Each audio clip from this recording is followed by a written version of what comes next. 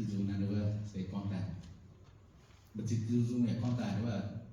mài lòng lộn và lòng tăng từ năng tạo cả đôi vừa cổ thực hơ nhưng vừa sẽ vừa bảo vừa cái đẳng kiến na đó là bạn giảm mặc đi sẽ tỉnh tệ vào